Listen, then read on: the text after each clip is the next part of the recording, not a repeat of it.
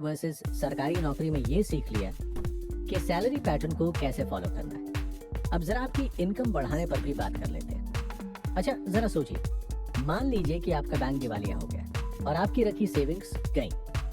भगवान ना करे ऐसा हो, लेकिन भविष्य में क्या होना है ये ना तो आपको पता है और ना ही आपके बैंक को। इकोनॉमिक इश्यूज के जानकार कहते हैं कि अगर बैंक दिवालिया या डिफॉल्टर हो जाता है तो कस्टमर को कॉम्पनसेशन के रूप में 1 से 2 लाख रुपए का क्लेम ही मिल पाता है। इस बात से कोई फर्क नहीं पड़ता कि आपने बैंक में 1 लाख रखे हैं या 1 करोड़।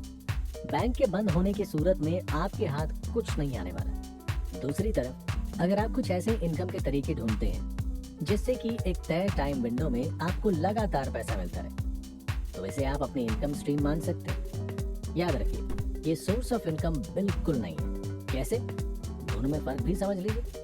दोनों में फर्क ये है कि यदि कल एक बैंक आपका पैसा लेकर बंद भी हो जाए तो आपके पास इस ऑप्शन से किसी और बैंक में पैसा लेने और उपयोग करने का एक और तरीका मिल सकता है। मतलब या तो आप प्लान ए नहीं तो प्लान बी के जरिए अपनी इनकम और फ्यूचर को सिक्योर कर सकते हैं। इसी को आसान भाषा में कैश फ्लो कह सकते हैं। वो कहते हैं ना, बहता हुआ पानी हमेशा साफ होता है और ठहरा हुआ पानी गंदा होने के 100% चांस होते हैं।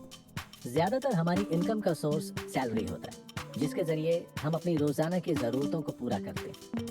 इसे हम मंथली इनकम कैश फ्लो के रूप में देखेंगे, यानी महीने भर में हमारी अकाउंट में कितना कैश आ रहा है। अब आपकी इनकम का सोर्स क्या है? डेली कैश नहीं, वीकली कैश वो भी नहीं, वो है मंथली कैश।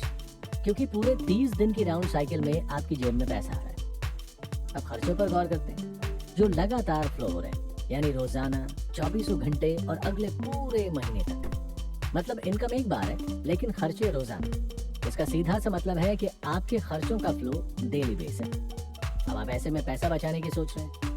ऐसी कंडीशन में पैसा बचाना और खुद को आर्थिक रूप से मजबूत करना बहुत मुश्किल है। खर्चे के इस पैटर्न को डेली एक्सपेंसेस कैश फ्लो के रूप में देखा जाता है। इन्वेस्टमेंट के तरीकों को समझने के लिए अब आप इसी पैटर्न को उल्टा कर लीजिए, यानी अब वीकली इनकम कैश फ्लो के पैटर्न को फॉलो कीजिए और अपने डेली के फालतू खर्चों पर लगाम लगाइए। अब हुआ ये कि जहां आप महीने की इनकम पर डिपेंड थे, वो अब वीकली आने लगी है। इसके लिए आप फ्रीलांसिंग कर सकते हैं या अपना कोई ऐसा टैलेंट जिसके जरिए आप पैसा कमा सकते हैं, उसे फॉलो करिए।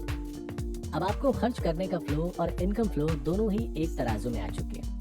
पैसे में आप ज्यादा बचा पाएंगे और उन्हें अधिक से अधिक इन्वेस्ट करने का सोच सकेंगे। छोटी छोटी जरूरतों के हिसाब से इन्वेस्ट करें, जैसे digital gold, YouTube channel, crypto, digital products, drop shipping और म्यूचुअल फंड्स के डायरेक्ट प्लान।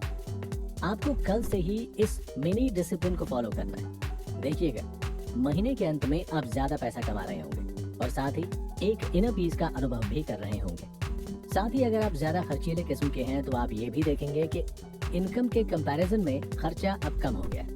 सीधा सा गेम है। अब आप ज्यादा कमा रहे हैं लेकिन खर्चे वही हैं। आपका इनकम फ्लो भी तो महीने से वीकली हो गया है ना। फिर भी समस्या हर बार माइंडसेट पर आकर अटक जाती है। ट्रिक्स और टिप्स सफलता की गारंटी नहीं देते, बल्कि सेल्फ कॉन्फिडेंस और मेंटल स्टेबिलिटी के साथ पेशेंस आपको सफल आदमी बनाता है।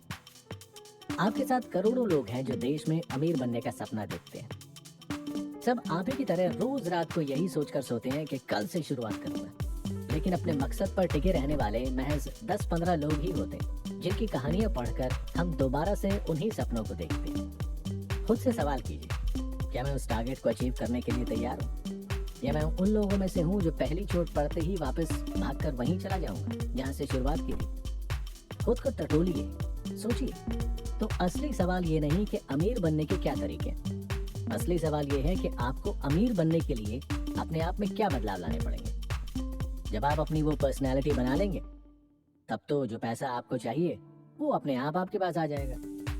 हमेशा याद रखिए, इन्वेस्टमेंट सिर्फ पैसों का नहीं होता। आप स्किल डेवलपमेंट करें, सीखने की कोई उम्र नहीं होती। आज एक बुजुर्ग व्यक्ति भी बच्चे से सीख सकता है, चाहे आप टीनेज हो या फिर 35 की एज में मैच्योरिटी को फील कर रहे हो। आपको स्किल डेवलप करने की कोशिश करते रहना चाहिए। ऐसे कई ऑनलाइन कोर्सेज हैं जिनके जरिए आप अपनी ही वर्क स्ट्रीम से जुड़ी नई चीजें सीख सकते हैं। इसका फायदा आपको प्रमोशन या फ्रीलांस में मिलेगा, यानी इनकम सोर्स बढ़ेंगे और आप ज्यादा कमाएंगे। तो जाहिर सी बात है, ज्यादा खर्च करने की क्षमता भी बढ़ेगी। अगला काम आपको ये करना है कि आपको अपने गोल को डिसाइड करना है। आपको खुद से कुछ सवाल करने हैं और एक डिसिप्लिन मेंटेन करना होगा जो टारगेट अचीव करने में आपकी मदद करेंगे। आपने जरूर महसूस किया होगा कि जैसे लोगों के साथ रहेंगे हमारी मेंटालिटी भी वैसी ही हो जाएगी।